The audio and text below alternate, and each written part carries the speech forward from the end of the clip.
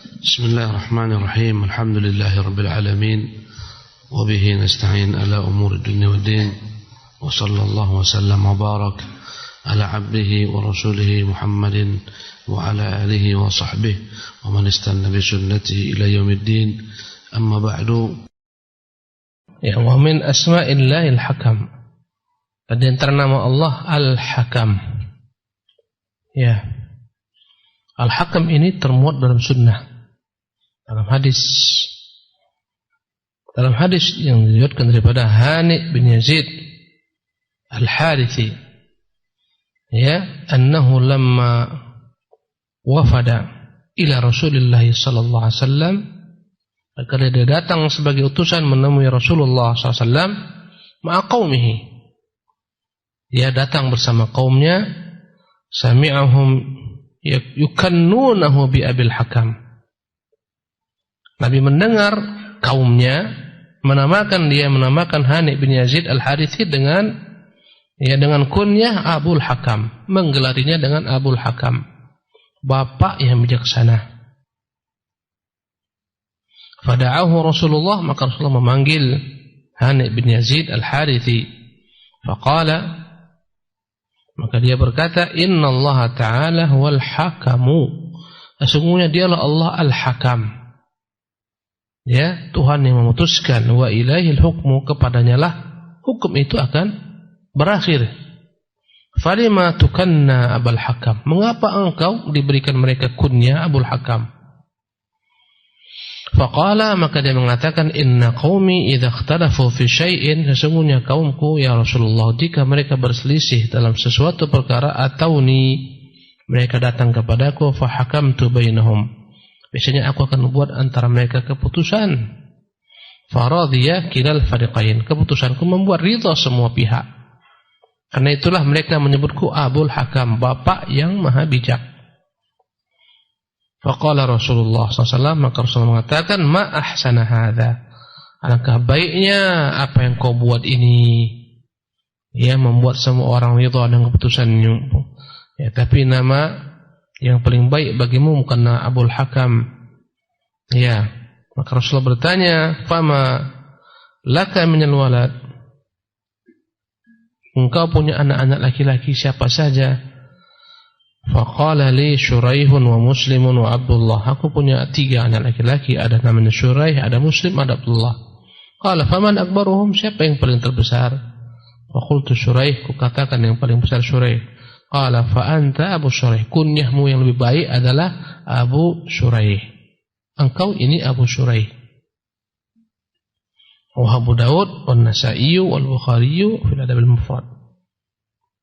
Inilah nama Al-Hakam, termuat dalam sunnah. Kata Rasulullah, Inna Allah Ta'ala huwal hakam, dialah Allah Tuhan yang namanya Al-Hakam, maha bijak. Naam.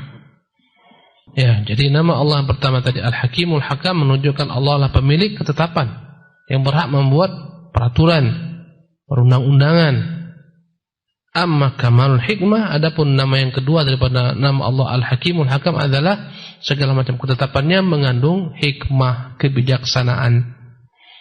Amma kamalul hikmah, adapun sempurnanya kebijaksanaan Allah Subhanahu wa taala, fa bi thubuti al-hikmati lahu subhanahu fi khalqihi wa fi amrihi wa syar'ihi, maka kita perhatikan segala macam ketetapan Allah begitu bijak, ya, terhadap makhluknya, pada perintahnya, pada syariatnya. Haitsu yadha'ul asya'a mawadhi'aha, dialah yang telah menempatkan segala sesuatu pada tempatnya. Inilah namanya bijaksana, dibuat segala sesuatu pada tempatnya. Dibedakan laki-laki dengan perempuan, maka dia buat pula lah dalam beberapa perkara hukum yang berbeda antara laki-laki dan perempuan. Inilah bijak.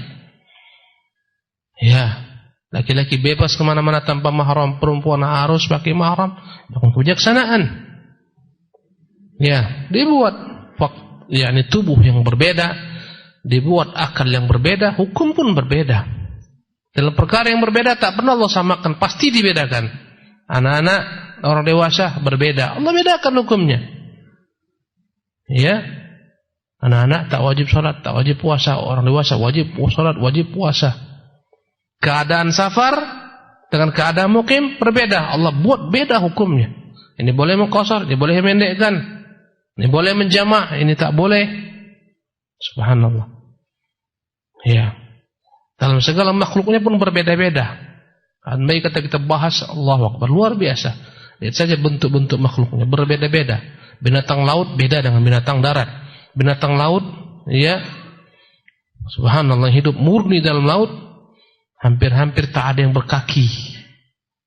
Mereka tak butuh kaki. Mereka butuh apa yang mereka butuhkan? Sirip. Subhanallah. Ya, Allah buat mereka bersirip. Allah buat mereka punya sayap. Apa namanya itu? Kiri kanannya, atasnya juga Allah buat. Ya, berbeda dengan hikmah dan kebijaksanaannya. Ya. Allah ciptakan manusia dengan hewan berbeda. Paru-paru pun berbeda. Ya, antara satu dengan yang lain. Binatang-binatang ada yang dia menghisap oksigen dengan insangnya sebagaimana ikan-ikan. Subhanallah. Ketika letakkan daratan lambat laun dia sesak napas mati. Kita bernapas dengan paru-paru. Jika letakkan dalam air sesak napas lambat laun mati. Berbeda dengan hikmah. Subhanallah. Burung-burung dia ciptakan padanya bulu-bulu sayap yang membuat dia terbang. Kita tak diberikan sayap. Kalau kita diberikan sayap tak perlu naik pesawat. Subhanallah. Berbeda, semua berbeda. Ada binatang-binatang yang punya sayap tapi tak bisa terbang. Ayam, kalau sempat ayam terbang tak makan ayam penyet kita. Diciptakannya bulu yang berbeda, panjang sayap yang berbeda satu sama lain dengan hikmah, kebijaksanaannya. Dalam segala macam makhluknya ada hikmah.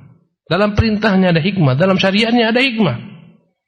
Di mana Allah menempatkan segala sesuatu pada tempatnya.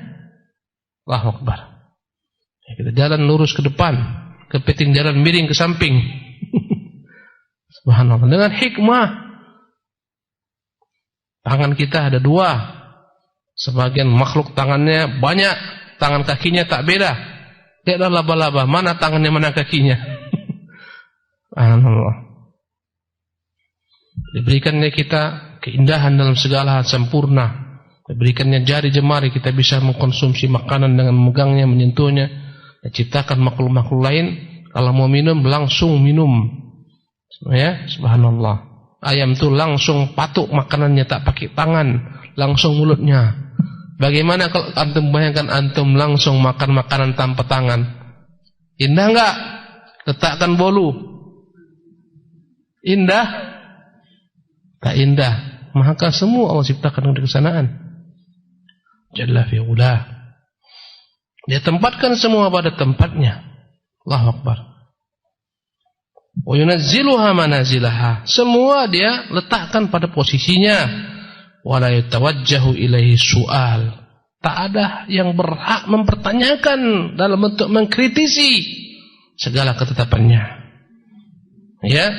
Wala yaqdahu fi hikmatihi maqal. Tak akan pernah ada celah sedikit juga pun dapat dikatakan dalam ketetapannya. Subhanallah. Ikan itu pun beda-beda. Kenapa selalu kita bahas ikan? Karena kita sedang makan ikan. Ada ikan kayak ular panjangnya. Ya, belut itu jenis ikan, bukan ular tuh. Dibedakannya antara belut dengan ular. Subhanallah. Belut kita makan, ular tak bisa kita makan. Allahu Akbar. Padahal mirip-mirip, panjang mirip-mirip. Subhanallah, bentuk mirip-mirip. Yang ini bersih, ini tak bersisik. Subhanallah. Semuanya dia bedakan. Belut di sawah tak sama dengan belut di mana? Di lautan.